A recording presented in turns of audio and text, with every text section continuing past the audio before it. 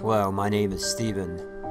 I'm here to tell you why being a conservative on Facebook was harder than beating cancer. When the doctors wanted to operate on me, they only asked for my ID one time, not 31 times like Facebook.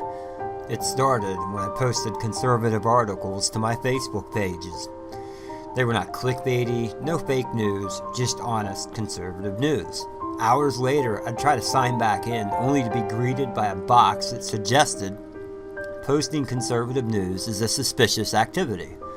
I had to upload a picture of my face and then wait for days until an administrator got around to reviewing it. One did eventually, and they disabled my account for no reason at all. Just like that, disabled. No warning, no message as to why, just disabled. I had to appeal it by uploading a copy of my driver's license, upload a picture of your license, just use social media. And finally, after about a week, I was back on Facebook. I did nothing wrong, but I had to go through that process just to get back on my account. And that was just the start.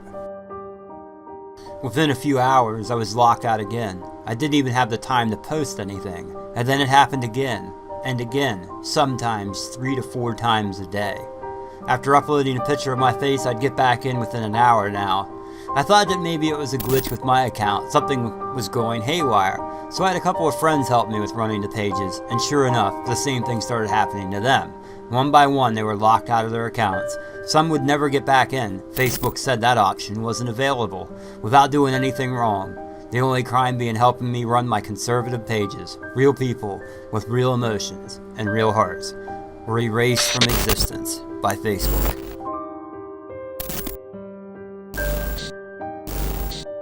If a person tried to impersonate me to pick up my prescription, my doctor would call the police. That's not what Facebook does, though. You see, there's a big problem nobody is talking about.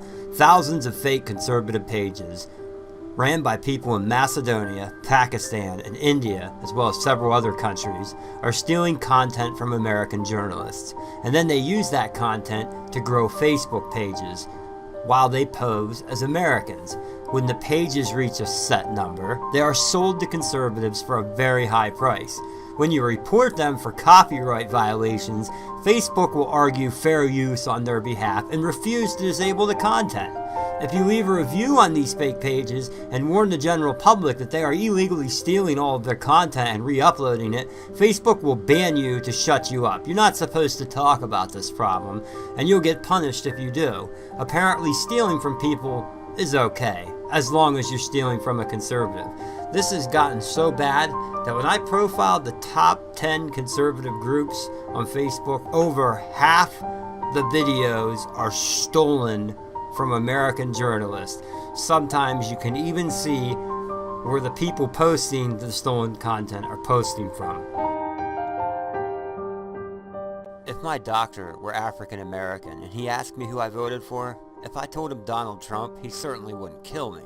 The same can be said if my doctor were white and I told him I voted for Barack Obama. Facebook would, though. Facebook will kill you for having a different opinion. While I was able to work hard and make do, even while facing the first 2 problems I mentioned in this video, the third problem, I can't beat it, and neither can you. Nobody can. Just days ago, when attempting to publish a story about a veteran's wife who was assaulted for voting for Donald Trump, Facebook deleted my page without warning. 92,000 likes, gone, just like that. A quick scan of the page shows that there were never any violations against it. The page never did anything wrong and was never in trouble.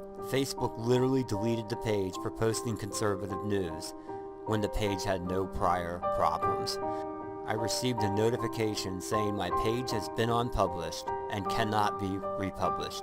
No reason as to why Zuckerberg just wiped out 2 years worth of work was given. It was just gone. Never existed.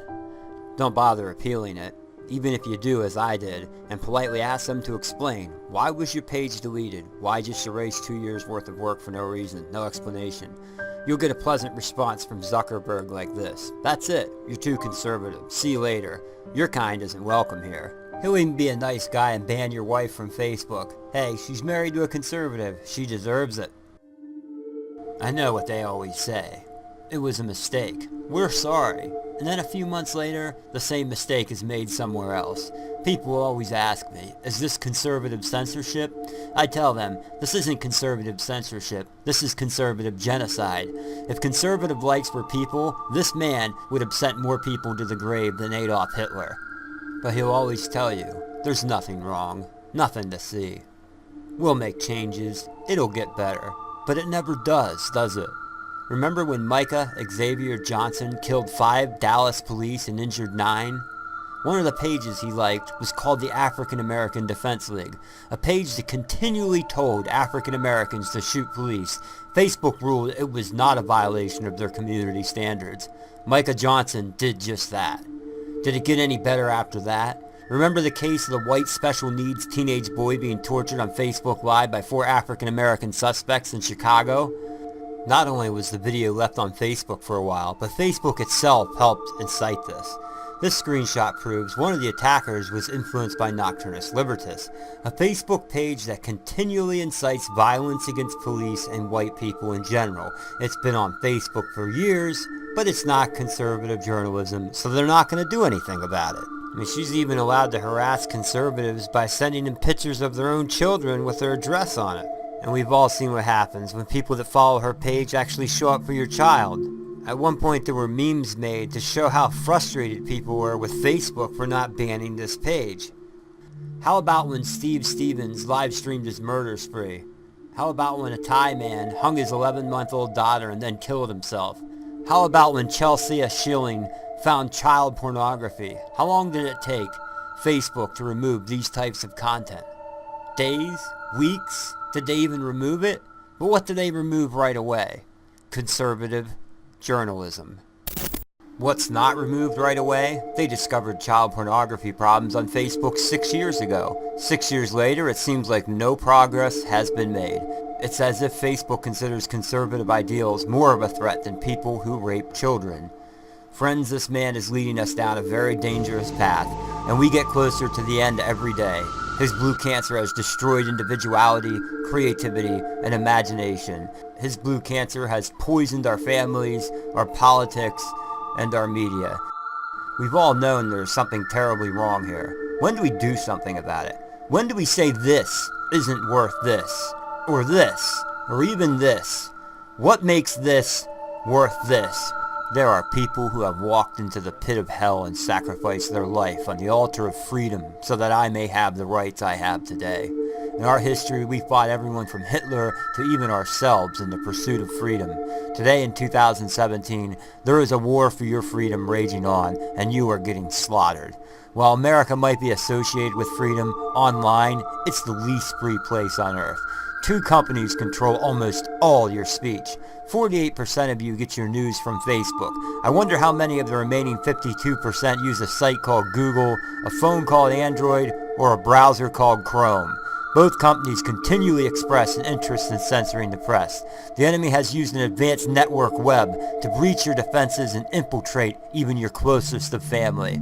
There has been no resistance so far, and if that doesn't change, if someone doesn't take a stand, our rights, our souls, and even our great country will be erased as if it never existed. Do you want to spend your dying years telling your children what once was and why it no longer is? While some have entered the gates of hell to fight against Hitler, you can defend your rights by simply standing up to this man. Have you ever thought, what would you say if you met them? How could you explain to someone who gave their life for you that you couldn't click a button on your mouse for them? I believe there's a day when we're all going to have to answer for what we've done. And when that day comes, the excuse because everyone else was doing it just isn't going to cut it. So that's it. I'm signing off. I would rather stand upon a silent hill than kneel in worship of any man.